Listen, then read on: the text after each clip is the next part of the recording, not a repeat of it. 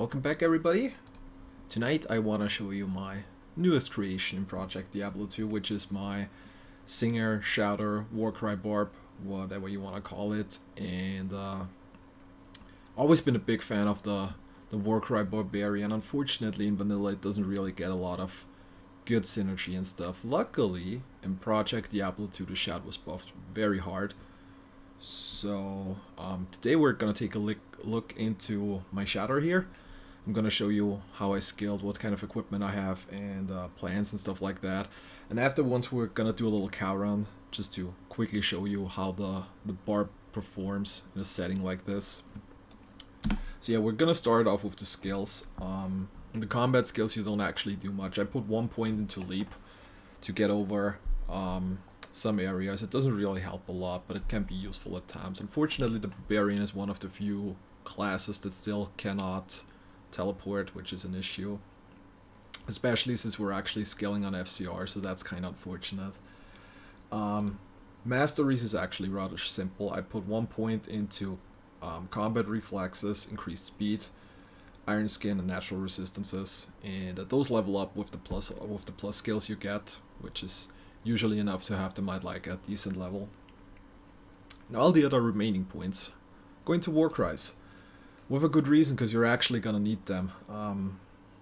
I did play the self-found for the most part, and I can already tell you, like, if you plan on doing a Shouter Barb, I would really advise playing it as a normal melee buff for the first 30 levels, because shout damage shout damage in the beginning was really bad. Like, it was really ridiculous. Like, at level 30 it did like 50 to 60 damage or something, like character level 30.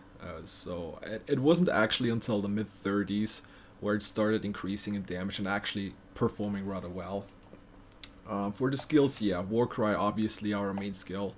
You want to max that out, and you can see that Warcry got a lot of bonuses in Project Diablo 2. We got 2 skills that give like 18% damage increase, which is Howl and Battlecry, which are the 2 we're gonna max, obviously. Warcry and Battlecry actually play off perfectly with each other. Not only does Battlecry give 18% synergy to Warcry, it also decreases the enemy's defense rating and their physical damage resistance. That's actually something huge. Like, until now I haven't run into a single enemy that I cannot kill just with physical, because everything that is physical immune you can break the immunity with Battlecry. Like, I think the only exception might be an enemy that is immune to physical from the get-go, like a ghost, combined with the stone skin.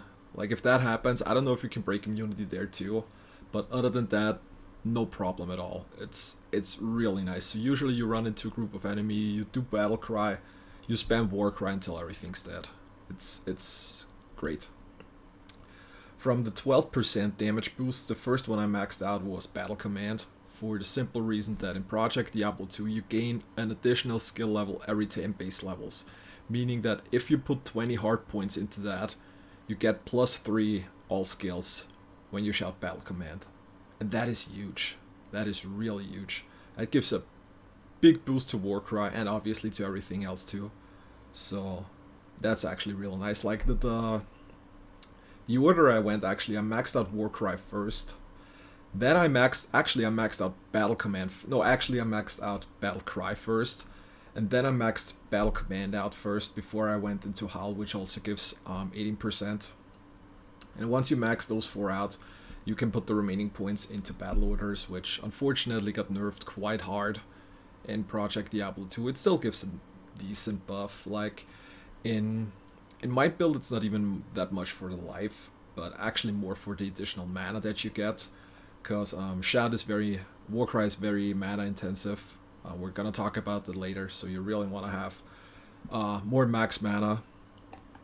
So yeah, in terms of skill points, it's basically like every caster. You put as many points in strength as needed for your equipment. I actually have a lot of points in strength. I'm gonna show you why later. And everything else goes into vitality. It's actually that easy. For the equipment, right now I got more my MF equipment on. Ideally, you want to run double Heart of the Oak, since the Barbarian can equip 2 weapons, so that is like probably the most optimal thing. Unfortunately, I only rolled a 20 all resistance one this time around, but that's not that big of an issue. But obviously, a lot of perks, 3 all skills, 30 faster cast rate, bit of dex, replenish life, max mana, all of that is really good. On the shield side, I currently have a +2 skills leadless. Like I said, I'm gonna replace it with a second Heart of the Oak once I get that. Technically, having a perfect leadless is probably better than running double Heart of the Oak, because if you're able to corrupt 1+ all skills on there, it's got 3 skills, and then if you socket it with a puzzle box, it can get like I think up to 2 sockets as well, which is probably better than using a second Heart of the Oak. But the chance of getting a leadless like that is really tiny, and it probably costs a fortune if you want to trade one, so you're probably way cheaper off with double Heart of the Oak. As an armor, I currently have the Viper, which I'm going to replace soon. Right now I still have it on because of the 30% faster cast rate. Faster cast rate, very important for the Shadow. You really want to try to get to the 105 FCR breakpoint, that is, because that actually beats your shout speed up quite a bit. Not only makes you kill the enemies faster, but also makes yourself a lot safer, since you're able to basically stun lock everything around you. So that's pretty cool. For the helmet right now, I have the Immortal King helmet socketed with 2 topazes for the main reason of MFing. I'm gonna quickly show you. I actually have, this is what I usually wear.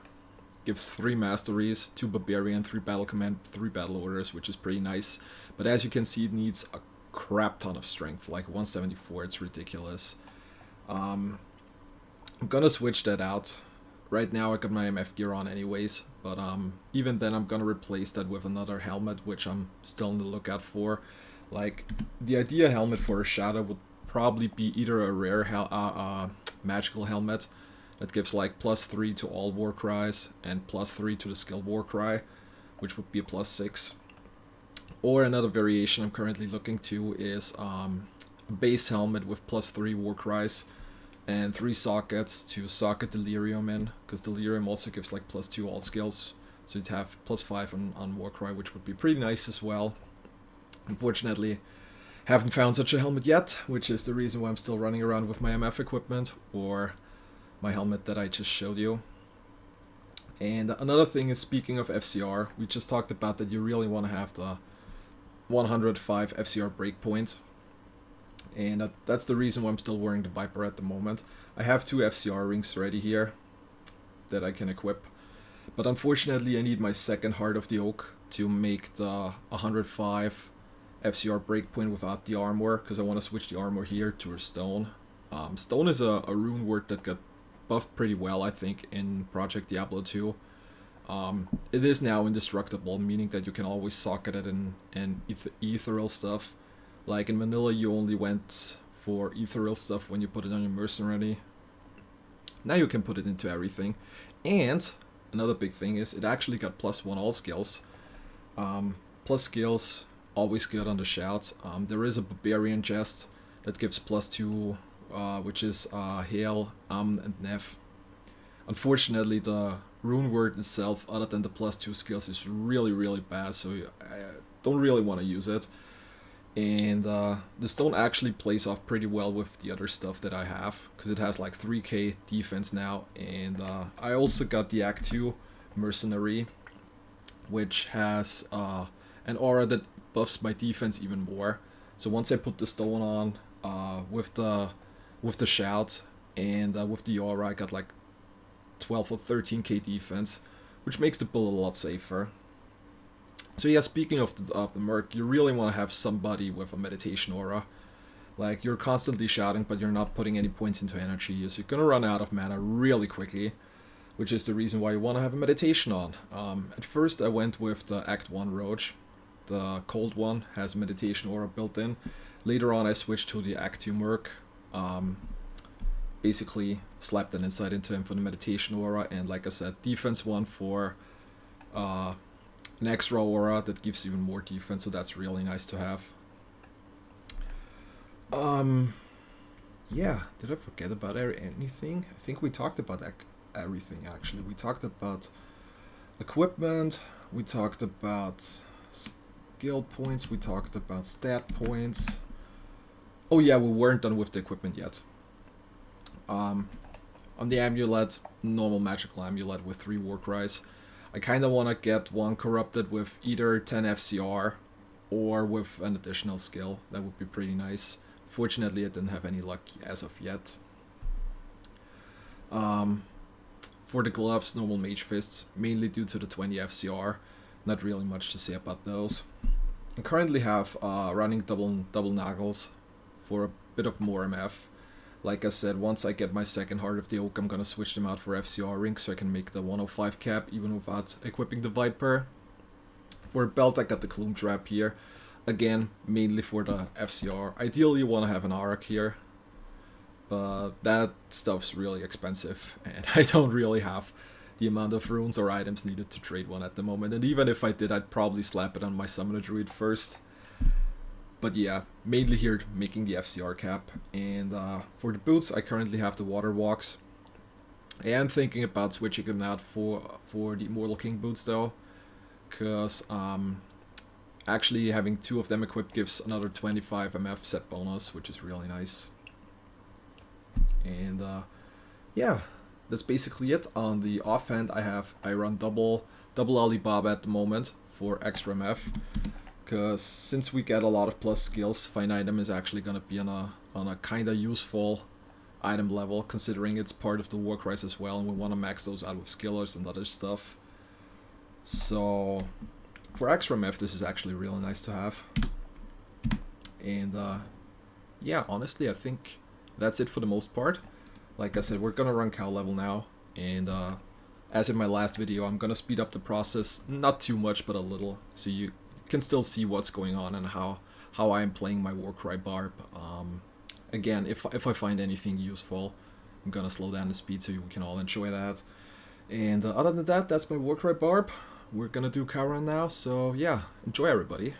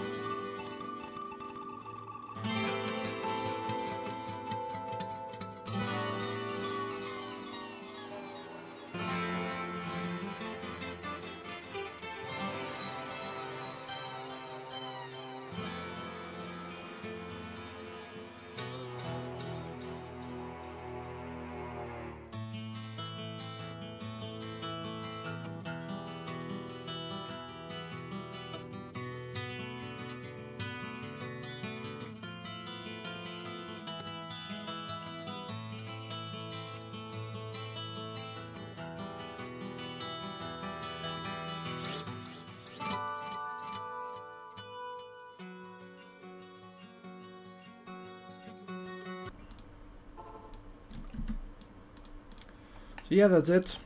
Unfortunately, nothing good found, but yeah, just to give you a basic idea of how Warcry Barb works.